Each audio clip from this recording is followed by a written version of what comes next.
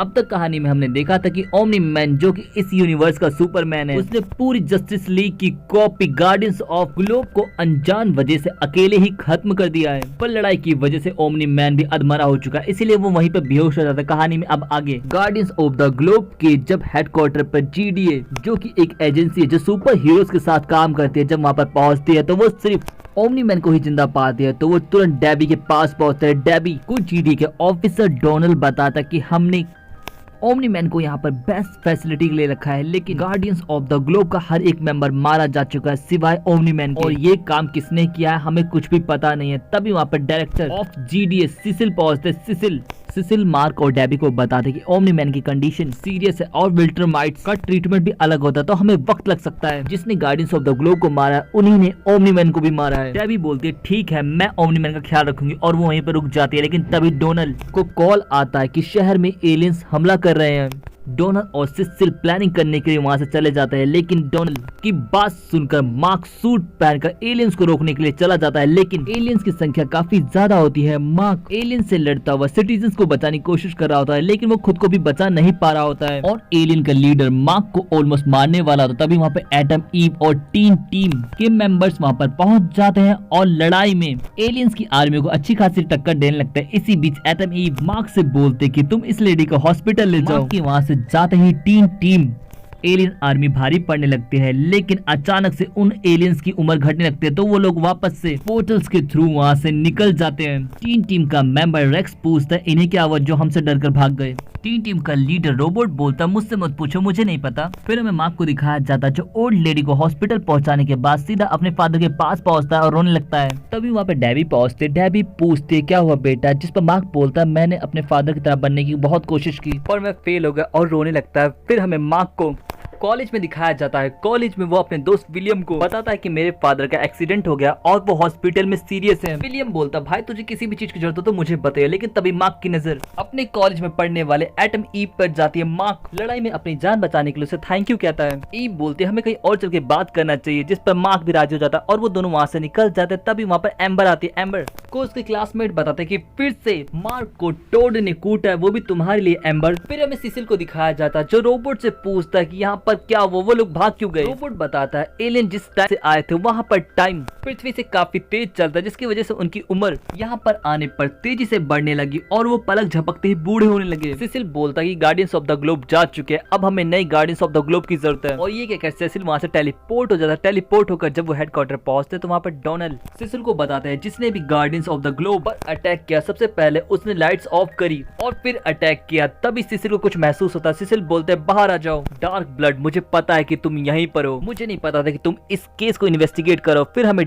Devil detective dark blood को दिखाया जाता। डार्क ब्लड बोलता ये केस काफी इंटरेस्टिंग है, जिस पे सिसिल बोलता तो जल्दी से मुझे बताओ कि गार्डियंस ऑफ ग्लोब को मारने वाला और ओमनी मैन को घायल करने वाला कौन है। और ये कहकर सिसिल वहां से चले जाते हैं। फिर मार्क की कॉलेज में मार्क को दिखाया जाता है। मार्क एम्बर से बात कर रहा था, तभी वहाँ पे ईव आती है। ईव के साथ तुरंत मार्क वहाँ से निकल जाता है। रास्ते में ईव बताती कि मुझे तुम्हें किसी से मिलाना है मार्क, और वो टीम के हेडक्वार्टर मार्क को ले जाते हैं, जहाँ पर हमें पता चलता है ईव और रेक्स रिलेशनशिप में और मार्क को सभी यहाँ पर जानते हैं। रोबोट बोलता है मैंने उन एलियंस के लिए डिटेक्टर बनाया जिससे वो जब भी पृथ्वी पर आएंगे तो हमें पता चल जाएगा, और इस लड़ाई में मार्क हमें तुम्हारी भी मदद की जरूरत पड़ेगी। मार्क बोलता बस मैसेज करना मैं पहुंच जाऊंगा। फिर हमें मार्क को अपने फादर ओमनी मैन के पास दिखाया जाता है। मार्क अपने फादर को देखने जाने के बाद उस लेडी को देखने जाता है, जहाँ पर डॉक्टर से बताता है कि ये लेडी अभी भी बहुत ही सीरियस है, इसकी बचने की चांसेस बहुत कम है। फिर हमें कॉलेज में विलियम को दिखाया जाता है। विलियम बोलता है वाह भाई तूने कॉलेज के सबसे हॉट बंदी पटा ली है, जिस पर मार्क बोलता है उसका बॉयफ्रेंड है। बोलता तो क्या हुआ, तुम बस ये दिखा दो ईव को कि तुम उसके बॉयफ्रेंड से बेटर हो। पर तभी ईव को मैसेज आता और वो मार्क को इशारा करती, जिसके बाद वो दोनों वहां से निकल जाते हैं। मार्क के वहां से जाते ही एम्बर वहां पर पहुंचते। एम्बर पूछते क्या इन दोनों के बीच कुछ चल रहा है, जिस पर विलियम कहता है बिल्कुल भी नहीं, मार्क तो बचपन से ही सिंगल है, कहो तो उसका मैं नंबर दे दूं, और वो एम्बर को नंबर देने लगता है। फिर हमें मार्क और ईव को दिखाया जाता है। मार्क और ईव को साथ में देखकर रेक्स बोलता भैया तुम दोनों साथ क्यों आ रहे हो, जिस पर ईव बोलते क्योंकि मार्क मेरे साथ कॉलेज में पढ़ता है। तभी रोबोट उन्हें बुला लेता और बोलता वो एलियंस फिर से आ चुके हैं। रेक्स पूछता है इतनी देर से यहाँ पर है, लेकिन इस बार ये बूढ़े क्यों नहीं हो रहे हैं। रोबोट बोलता है जरूर उन्होंने एज एजिंग को रोकने का जरूर सोल्यूशन ढूंढ लिया होगा, जिसके बाद टीम लड़ने जाता है। लेकिन इस बार एलियन फुल तैयारी में होते हैं। पहले रेक्स, फिर रोबोट और फिर डुप्लीकेट, और फिर वो एटम ईव पर टूट पड़ते हैं और एटम ईव को हराने के बाद सभी मिलकर इनविंसिबल पर हमला करते हैं। इनविंसिबल को घायल करने के बाद मार्क के आंखों के सामने वो ईव को मारने वाले थे, तो मार्क की शक्तियां अचानक से बहुत बढ़ जाती है और वो अकेले ही सभी से लड़ता हुआ ईव के पास पहुंचता और उसे फ्री कर देता है।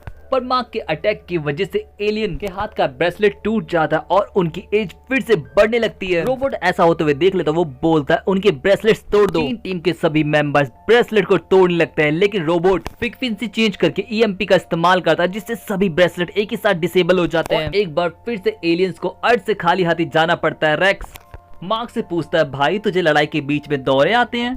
पर जो भी हो, तूने मस्त लड़ाई की। पर तभी मार्क को कॉल आता है, मार्क वहां से तेजी से निकल जाता है। मार्क हॉस्पिटल पहुंचता है तो वो देखता है उसके पेरेंट्स आपस में बात कर रहे थे। डेबी बताती कि पापा तुम्हारे ठीक है बेटा, अब ये घर जा सकते हैं। बोलता अभी आता, और मार्क ओल्ड लेडी को देखने जाता है तो उसे पता चलता है कि उसकी तो डेथ हो चुकी है। तभी ओमनी मैन वहां पर आता है। ओमनी मैन बोलता है कि हम सभी को नहीं बचा सकते, यही रियलिटी है मार्क। ये सुनकर मार्क वहां से चला जाता है, लेकिन ओमनी मैन बहुत ही गुस्से में रिसेप्शन पे जाता है और बोलता कि मुझे मेरा फटा पुराना सूट अभी ला कर दो। ये देख के डेबी को थोड़ा अजीब लगता है। फिर हमें ओमनी मैन को दिखाया जाता है जो अपने बेटे मार्क को लड़ना सिखा रहा था। तभी वहाँ पे सिसिल पहुंचता है। सिसिल बोलता कि हमारे ऑर्बिट में एक अनजान स्पेसशिप देखा गया है। नोलन, मैं चाहता हूँ कि तुम उस स्पेसशिप को जाकर चेक करो। डेबी बोलते बिल्कुल भी नहीं, ये अभी हॉस्पिटल से ठीक होकर आए हैं, मैं इन्हें किसी मिशन पे जाने नहीं दूंगी। जिस पर मार्क बोलता कि मैं जाऊंगा। ओमनी मैन बोलता ये अच्छी बात है, इससे तुम्हारी प्रैक्टिस भी हो जाएगी मार्क। और मार्क जैसे स्पेस में पहुंचता है, उस पर एक एलियन हमला करता है। वो बोलता है तुम वो नहीं हो जिससे मेरी पहली बार लड़ाई हुई थी।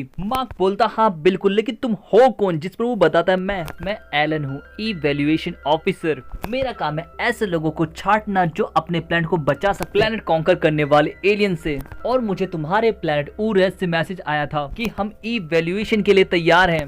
भाई ये उरत नहीं बल्कि अर्थ प्लेनेट है और मेरा नाम इनविंसिबल है। जिस पे एलन बोलता है इनविंसिबल का तुम्हें मतलब भी पता है, जिसे कोई हरा ना सके, लेकिन तुम्हें तो कोई भी हरा सकता है। जल्द ही मिलेंगे इनविंसिबल। और ये कहकर एलन वहाँ से चला जाता है। फिर हमें सिसिल को दिखाया जाता है। सिसिल पूछता ओमनी मैन क्या तुम्हें सच में कुछ याद नहीं कि वहाँ पर क्या हुआ था? मुझे बस इतना पता है कि लाइट चली गई और फिर मेरी आंख तुम्हारे हॉस्पिटल में खुली। जिस पे सिसिल बोलता कोई बात नहीं, कातिल कोई भी हम उसका पता लगा ही लेंगे। फिर हमें मार्क को दिखाया जाता है। मार्क के पास टॉड आता है जो सबके सामने मार्क से माफी मांगता है और बोलता है कि एम्बर के पास मेरी कुछ प्राइवेट फोटो हैं, वो चाहती है कि मैं तुमसे माफी मांगू और तुम्हें उसका नंबर दूं, तो ये लो वो नंबर। जिसके बाद टॉड वहां से चला जाता है। तभी मार्क को कॉल आता है कि फिर से एलियन अटैक हुआ है। जब सभी अटैक की जगह पर पहुंचते हैं तो रेक्स पूछता है कि इस बार ये लोग इतने कम समय में आए हैं, फिर भी इनकी पावर काफी ज्यादा लग रही है। जिस पर रोबोट बोलता है हमारे लिए कुछ दिन बीते हैं, लेकिन उनके लिए कई साल बीत चुके हैं और इस बार हमारे जीतने की पॉसिबिलिटी ना के बराबर है। और होता भी ऐसा ही। मार्क को स्टार्टिंग में ही एलियंस का लीडर मानने वाला होता है, लेकिन तभी वहाँ पर ओमनी मैन पहुंच जाता है जो आते ही आधे से ज्यादा सेना को खत्म कर देता है और टेलीपोर्टर के थ्रू उनके यूनिवर्स में चला जाता है। फिर हमें मार्क को दिखाया जाता है। मार्क जब अपने घर पर पहुंचता है तो वो डेबी को जब बताता है कि पापा लड़ते हुए